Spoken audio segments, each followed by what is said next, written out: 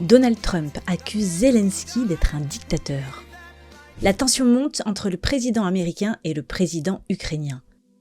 Alors que Zelensky avait accusé Donald Trump de vivre dans un espace de désinformation russe, ce dernier a répliqué en dépeignant le chef d'État de l'Ukraine comme un dictateur. Refuses to have elections, is slow in the real Ukrainian polls. I mean, how can you be high with every city is being demolished?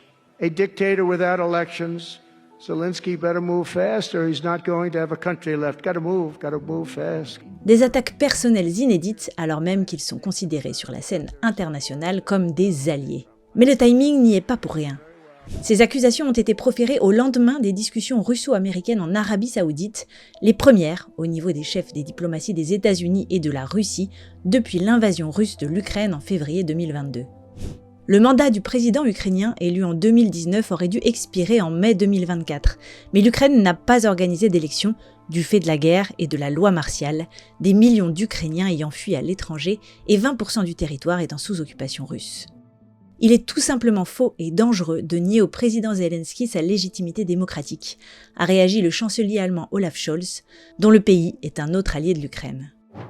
Vladimir Poutine s'est quant à lui félicité de la reprise du dialogue russo-américain, forcément. Le chef de l'État russe a parallèlement accusé les Ukrainiens et les Européens d'être opposés à des pourparlers.